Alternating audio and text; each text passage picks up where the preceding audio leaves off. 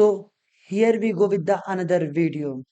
आज के हमारे जो गेस्ट हैं मिस्टर अभिषेक त्यागी सर, वो एक टेक्निकल क्लब के प्रेसिडेंट हैं। उनसे आज हम सारी बातें करेंगे कि ये टेक्निकल क्लब कॉलेज लाइफ में कितने इंपॉर्टेंट होते हैं। एक्चुअली ये टेक्निकल क्लब हैं क्या, किस चीजों पे ये काम करते हैं, क्या हमें इनको ज्वाइन करना जरूरी है, सारी चीजें बात करेंगे। थ्रू आउट द सर की जर्नी कैसी रही है टेक्निकल क्लब के साथ, वो भी बात करेंगे। So without wasting your time, let's roll the intro now. आज के हमारे जो गेस्ट हैं आज के हमारे जो गेस्ट हैं आज के जो हमारे गेस्ट हैं आज के हमारे जो गेस्ट हैं के बातें तो मनी भाई का पहले तो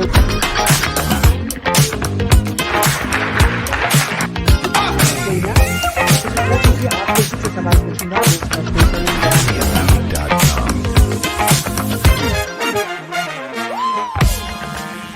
हेलो सर।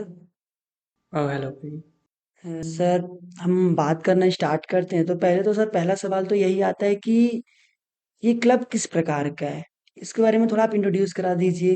सी तो क्लब क्या है, टेक्निकल क्लब है जिसमें अपन लोग हार्डवेयर रिलेटेड एक्टिविटीज़ करते हैं, सॉफ्टवेयर रिलेटेड एक्टिविटीज़ करते हैं। दूसरी चीज़ ये है कि अगर कोई पर्टिकुलर रिक्वायरमेंट है कि हमें लगता है कि इस पर्टिकुलर फील्ड में लोगों को नॉलेज की रिक्वायरमेंट है तो वो वाली चीज़ें भी हम कर लेते हैं। हार्डवेयर में अगर स्पेसिफिकली बात करें तो हार्डवेयर में जो बेसिक टेक्नोलॉजीज बेसिक जो ऑटोमेशन से रिलेटेड डील करते हैं लाइक ऑर्डिनो रेस्पबेरी वगैरह वो सब। देन सॉफ्टवेयर में अपना डेवलपमेंट हुआ, ऐप डेवलपमेंट हुआ and graphic designing, all those things हम लोग अपने इस क्लब में कवर करते हैं।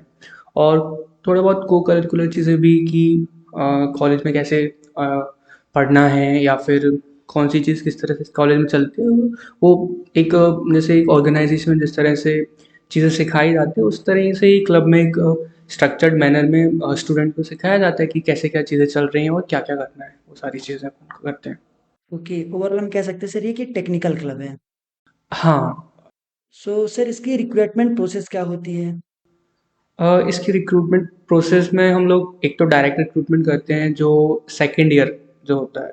लाइक फर्स्ट ईयर में हम लोग स्टूडेंट को चांस देते हैं कि कॉलेज को पूरा एक्सप्लोर करें, ना यहाँ पे ना कि हर तरह के इवेंट्स में पार्टिसिपेट करें। देन वो पूरा एक्सप्लोर कर देते हैं, हर क्लब्स एक्सप्लोर कर चुके होते हैं। उसके बाद थर्ड सेमेस्टर जब उनका होता है तब उनका रिक्रूटमेंट करते हैं। रिक्रूटमेंट के राउंड्स वगैरह तो रिक्वायरमेंट के हिसाब से ईयर वाइज चेंज हो सकते हैं, बट ये ये कंस्टेंट है कि इस हमें थर्ड सेमेस्टर में रिक्रूटमेंट करना है। दूसरा रिक्रूटमेंट ये होता है कि हमारे पास कोई वैकेंसी खाली है या फिर जब हम वर्कशॉप्स वगैरह करते हैं तो वर्कशॉप्स वगैरह करते हैं तो हमें समझ में आता है कि ये बच्चा ये स्टूडेंट कैपेबल है। पॉसिबल हो सकता है कि कोई स्टूडेंट ऑडिशन के टाइम में आ ना पाया हो किसी भी रीज़न की वजह से, लेकिन उसको हम उस समय चांस नहीं दे सकते क्योंकि सबके साथ इक्वल रख के चलना होता है। लेकिन अगर वो वर्कशॉप्स में आ रहा है, हमारी में पार्टिसिपेट कर रहा है और अच्छा इन्वॉल्वमेंट दिखा रहा है, तो हमें लोग कैसे चाहिए कि जो इन्वॉल्वमेंट दिखाएं, जिन्हें कुछ आता हो, जो दूसरों को सिखा सकें और सीखने की इच्छा रखते, उस तरह के लोग चाहिए हमें। तो अगर हमें वहाँ से लोग मिलते हैं तो हम लोग वहाँ से उनका ट्रैक रखते हैं कि ये आ रहे हैं नहीं आ रहे हैं, तो वो सारी चीज़ें ऐसे रिक्रूटमेंट प्रोसेस रहती है अपनी। ओके, तो सर जो रिक्रूटमेंट प्रोसेस होती है इसके लिए जो सीटेड लिमिटेड रहती हैं, या हम पहले से ही रहते हैं कि जितने बच्चे आए हम उनमें से एट दैट टाइम बनाएंगे कि हमें इतने बच्चे लेना है? नहीं नहीं, एक्चुअली कोशिश हमेशा ये रहती है, ये स्ट्रक्चर रहता है किसी भी ऑर्गेनाइजेशन में अगर अच्छे से काम करना है कि हम डिसाइड करते हैं कि इतने बच्चे आए, टोटल बच्चे अगर एक्स अमाउंट आया तो उसमें से हमें नेक्स्ट राउंड में कितने ले जाने हैं, कितना परसेंटेज ले जाना है, उसके नेक्स्ट राउंड में कितने ले जाना है, कितने लोग सिलेक्ट करने हैं, कितने परमानेंट वाले सिलेक्ट करने हैं और कितने वेटिंग में रखने हैं कि किसी वजह से इन्हें सिलेक्ट नहीं करते तो उनको सिलेक्ट करते। तो पहले से ही डिसाइडेड होता है क्योंकि हम हर किसी को चांस नहीं दे सकते और बहुत ज़्यादा अमाउंट भी नंबर स्टूडेंट नहीं रख सकते क्योंकि बहुत सारी कंस्टेंट्स हैं, मैनेजमेंट कंस्टेंट है, ऊपर से कॉलेज की भी गाइडलाइंस होती हैं कि एक स्टूडेंट एक ही क्लब में हो, दो क्लब में हो, क्या है जिस अपॉर्चुनिटी मिल पाए, जिससे क्या है कि अगर हम ज़्यादा लोग लेंगे तो उसका मतलब है कि दूसरे बॉडीज़ में से भी वो पार्ट हो सकते हैं ज़्यादा लोग। तो हम ट्राई करते हैं कि उन्हीं लोगों को लें जो कम चीज़ों में पार्टिसिपेट हों या फिर हमारे जिसमें हम हैं उस तरह का कोई फील्ड हो, उसमें वो पार्टिसिपेटेड ना हो, क्योंकि वहाँ से वो स्किल गेन कर रहे हैं तो यहाँ की कोई रिक्वायरमेंट हम ऐसा कोशिश करते हैं कि जो स्टूडेंट्स पार्ट कम है उनको लेते हैं। दूसरी बात ये है कि हम कोशिश करते हैं कि हर फील्ड से स्टूडेंट हमारे पास आते हैं, हर ब्रांच से बच्चे आते हैं, जिससे हर ब्रांच का रिप्रेजेंटेशन मिल पाए स्टूडेंट्स को। दूसरी बात ये हर तरह से सही भी है, क्या है कि गवर्नमेंट ही है कॉलेज, कॉलेज गवर्नमेंट की तरह है और हमें उस गवर्नमेंट से डील करना है। तो अब उस गवर्नमेंट में पीपल जो हैं वो अलग अलग ब्रांचेस से, फैकल्टीज जिनके पास पावर है वो अलग अलग ब्रांचेस से, तो उस चीज़ में भी हमें स्टूडेंट्स अलग अलग ब्रांचेस से रिक्वायरमेंट होते हैं, क्योंकि जो उस ब्रांच का बच्चा होता है उसका कॉन्टेक्ट फैकल्टी से बेहतर होता है कंपेरेड टू जो दूसरे ब्रांचेस का होता है, क्योंकि टीचर्स ने पढ़ाया होता है, उनको बच्चे का पता होता है, तो स्टूडेंट से भी, जैसा स्टूडेंट है उससे एक आइडिया लगता है कि आपका ऑर्गेनाइजेशन कैसी है, आपके क्लब कैसा है, तो उस तरह से होता है। सर जैसे कि आपने बोला कि हम हर ब्रांच के बच्चे को आपने क्लब में जगह दे के रखी है, हर ब्रांच के बच्चे आ सकते हैं। तो सर जो ऐसा कह नहीं सकते कि नॉन टेक्निकल ब्रांच, बट कहने को तो है ही कि सिविल अगर नॉन टेक्निकल ब्रांच है तो जैसे उनके बच्चे आते हैं तो उनको क्या सीखने को मिलता होगा sir? See one thing is that कि सीखने का तो कोई लिमिटेशन नहीं है ब्रांच से, वो तो कोई बच्चा है जो सीखना है सीख सकता है। सेकंड थिंग इज जो सिविल के बच्चे होते हैं उनका डिज़ाइनिंग थोड़ी अच्छी होती है, उनका चीज़ों को 3D में सोचने का नज़रिया बहुत अच्छा होता है। तो अगर हमें कुछ ऐसे चीज़ करनी है जिसमें 3D प्रिंटिंग से रिलेटेड वर्क है या फिर डिज़ाइनिंग से रिलेटेड वर्क है, तो वो उसमें एक्सपर्ट होते हैं, क्योंकि उनका थिंकिंग ऐसी है कि उन्हें इमेजिन करना है डायमेंशन का। तो डायमेंशन का क्योंकि वो एक्सपर्टीज होते हैं, जैसे अगर मुझे बोला जाए कि एक मैं कंप्यूटर साइंस स्टूडेंट हूँ, तो मुझे डायमेंशन की उतनी नॉलेज नहीं होगी, सॉफ्टवेयर की नॉलेज मुझे होगी, तो सिविल वाले एक्सपर्ट होते हैं उस चीज़ में, तो वो हमें वहाँ पे हेल्प करते हैं। दूसरी बात ये है कि सीखना चॉइस है किसी की भी, आपको अगर सिविल में इंटरेस्ट नहीं है, अगर कंप्यूटर वाले को भी सिविल वाली चीज़ में इंटरेस्ट है तो वो उसमें जा सकता है, तो उस तरह से चीज़ें चलती हैं। सर मैं काउंटर नहीं करना चाह रहा हूँ, बट अभी आपके फिलहाल में ही एक इवेंट हुआ था, फ्लक्स ने ऑर्गेनाइज किया था, टेक्निकल क्लब ने ऑर्गेनाइज किया था। उसके रिव्यूज हमने देखे तो कुछ बच्चों ने बोला कि सर हमें जैसे कि वहां आके बुलाया गया, बताया गया कि एग्जाम कैसे देना है, उसकी जगह हमें अगर वर्कशॉप पे ये बताया जाता कि टेक्नोलॉजी के बारे में आज कैसे कैसे टेक्नोलॉजी से हम डील कर रहे हैं तो वो ज्यादा बेहतर होता। तो क्या सर ये थोड़ा सा वो एक इवेंट कुछ गड़बड़ हुआ कि कुछ और भी कर सकते थे हम? सी वो जो इवेंट था वो बेसिकली उसकी रिक्वायरमेंट ये थी कि जो स्टूडेंट्स आते हैं फर्स्ट ईयर का, जिन्होंने फर्स्ट टाइम एग्ज़ाम देना होता है, उन्हें एक्सपर्टीज़ नहीं होता कि किस तरह से एग्ज़ाम्स को लिखें। फॉर एग्ज़ाम्पल मैं अपना बताता हूँ कि हमारा initial years, first year was in the Covid, उसके बाद जो सेकेंड ईयर था उसका हमारा फोर्थ सेमेस्टर ऑफलाइन एग्ज़ाम था। उस समय मेरे सबसे कम CGPA थे, एग्ज़ाम में मार्क्स सबसे लो थे और सेमेस्टर में मेरे मार्क्स अच्छे, काफ़ी अच्छे हैं, उसमें लोएस्ट मार्क्स थे। तो वो ऐसा क्यों था? फर्स्ट रीज़न वॉज दैट कि मुझे आइडिया नहीं था कि मुझे अटेम्प्ट किस तरह से करना है, क्या क्या लिखना है, पढ़ना कैसे। तो क्योंकि वो चीज़ मैंने फील की थी, तो आई थिंक वो रिक्वायर्ड थी, तो डेफिनेटली उस चीज़ से स्टूडेंट्स को हेल्प मिली होगी कि एग्ज़ाम में कैसे स्कोर बेहतर करें, क्योंकि हर इंस्टीट्यूट का एक पैटर्न होता है कि इस इंस्टीट्यूट में इस तरह से पेपर आता है, इस तरह से आंसर्स लिखे जाते हैं, इस तरीके का स्टडी मटेरियल होता है, तो वो सारी चीज़ें सीनियर्स को पता होती हैं। हम लोग, आप लोग सब पार्ट हैं कॉलेज के, तो पता है, तो वो नॉलेज शेयर करने का ऑब्जेक्टिव है। दूसरी बात रही बात कि टेक्निकल इवेंट क्यों नहीं किया, वर्कशॉप क्यों नहीं किया, क्योंकि everything has having constraint, permissions होती हैं, वो सारी चीज़ें होती हैं। वो वर्कशॉप जो थी वो उससे रिलेटेड थी, इसलिए वो थी। टेक्निकल वर्कशॉप भी होती हैं, इंटरनल होती हैं, एक्सटर्नल भी होती हैं, तो वो उस रिक्वायरमेंट को फुलफिल करने के था, दूसरी वाली वर्कशॉप अलग से होती है, हमारा मतलब सेपरेट चीज़ें होती हैं, ऐसा होता है। ओके सर, अगर ओवरऑल बात किया जाए तो ये जो क्लब के सर्टिफिकेट्स होते हैं, ये हमें एट द एंड हमारे जॉब के लिए रिज्यूम ही हमारा काम आता है। तो क्या सर ये जो हमारा सर्टिफिकेट होता है क्लब का, ये रिज्यूमे में कुछ मदद करता है?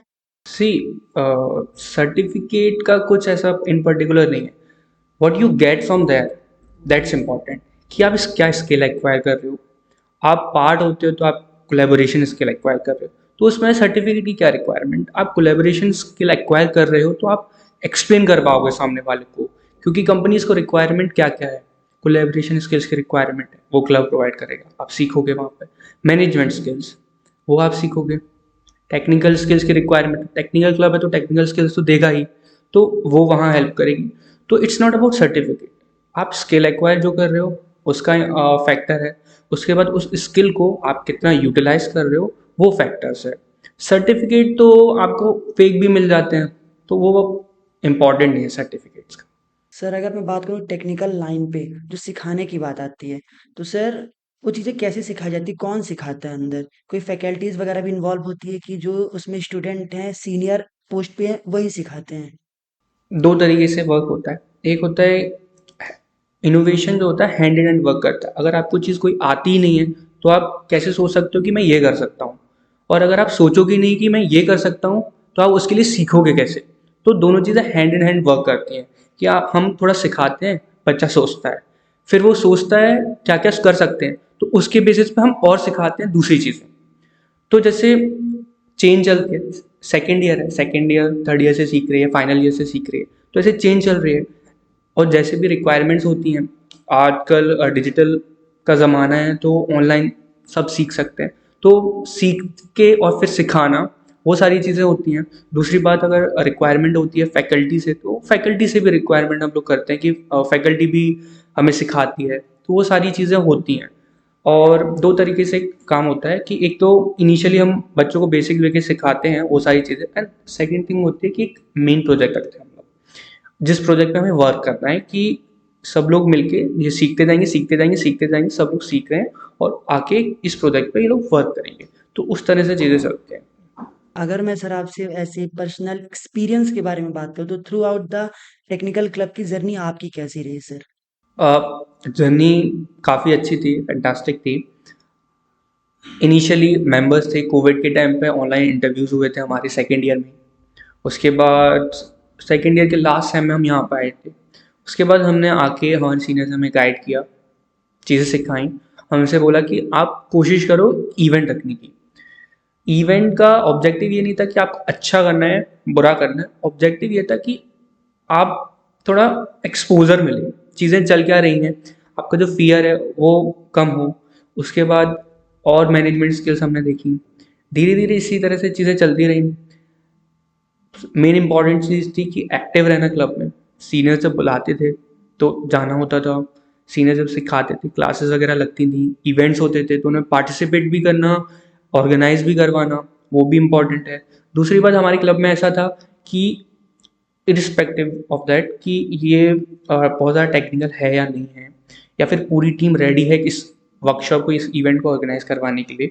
अगर एक पर्टिकुलर पर्सन अगर इंटरेस्टेड है कि मुझे इस तरह की वर्कशॉप करवानी है और वो कॉन्फिडेंट है कि वो करवा सकता है, तो उसे कोई भी प्रॉब्लम नहीं आएगी, फुल सपोर्ट मिलेगा सीनियर से कि अगर आपको ये इवेंट करवाना है तो आपको करवाना ही है। ऐसा नहीं है कि अगर आपकी पूरी टीम नहीं है तो कोई और नहीं चाहता करवाना तो आप नहीं करा सकते, आपको करवा, अगर सिंगल पर्सन चाहता है तो वो होना चाहिए। ये हमारा इनिशियल हमेशा से गोल रहा है क्लब का ये। और एक्टिवनेस था ही, हार्ड वर्क था ही। तो इस तरह से चीज़ें चली, मेंबर हुए, फिर कोऑर्डिनेटर हुए, फिर कोऑर्डिनेटर से अब प्रेसिडेंट हुए। तो वो सारी चीज़ें चलती हैं, आप करते रहते हो क्लब में काम, इन्वॉल्वमेंट होता रहता है। तो अगर क्लब को लगता है, अगर अपर बॉडी को लगता है कि आप कैपेबल हो, आप हैंडल कर सकते हो, तो आपको अपॉर्चुनिटी देते हैं। अब हैंडल करने के लिए पूरी चीज़ें देखते हैं, वो आपने कैसे मैनेजमेंट किया, आप क्या कॉलेज के साथ टैकल कर पा रहे हो, कॉलेज के साथ प्रॉब्लम्स, क्योंकि प्रॉब्लम हर जगह आती हैं, आपको टैकल करना होता है। कोई भी अगर ऑर्गेनाइजेशन चला रहे हैं तो सारे सो लोग एक जैसा नहीं सोचते, और कम्पिटिटिवनेस भी होती है दूसरे ऑर्गेनाइजेशन के साथ, तो कुछ मिस हैपन्स भी होता है तो वो टैकल करना होता है। तो वो सारी चीज़ें देखते हैं और ये सीखते हैं, तो इस तरह से हमारी जर्नी आगे बढ़ती गई। एट द एंड सर अगर मैं एक बात पूछूँ कि एज़ एन इंजीनियर आप क्या समझते हो कि एक इंजीनियर होता क्या है? सी इंजीनियर होता है लाइक जो सोच सकता है, जो कुछ करना चाहता है, आउट ऑफ द बॉक्स भी सोचते हैं, हर कोई नहीं लेकिन बहुत सारे इंजीनियर सोचते हैं। तो इंजीनियर एक, it's not just a degree, it's a platform you can say, which provide you various thing. जैसे कि जब हम छोटे थे, 12th तक था, तो हमें एक्सपोजर नहीं था, हमारी जो सोचने की क्षमता थी वो उतनी नहीं थी, हम लिमिटेड सोचते थे। लेकिन कॉलेज में आने के बाद, इंजीनियरिंग में आने के बाद क्या होता है कि इंजीनियरिंग का कोर्स भी बहुत बड़ा होता है। तो उस चीज़, पूरी चीज़ को पढ़ना, पहले कॉलेज स्कूल में जब थे तो लगता था कि इतना सारा सिलेबस है, कैसे पढ़, इतना नहीं पढ़ पाएंगे। लेकिन अब आके हमें पढ़ना है तो उसकी हैबिट इंप्रूव होती है, आपकी आपकी आप स्किलिंग होती है। और इंजीनियरिंग में ये भी होता है कि आपको अपॉर्चुनिटीज़ बहुत मिलती हैं, एक्सपोज़र बहुत मिलता है, जो कि बहुत इम्पॉर्टेंट है। एक्सपोज़र बहुत इम्पॉर्टेंट है। आप अलग-अलग चीज़ें सीखते हो। हर सेमेस्टर में कुछ नया होता है, तो उससे क्या होता है कि आप नई चीज़ें सीख रहे हो। सो सर फंडे के बाहर है, लेकिन सर थैंक यू सर।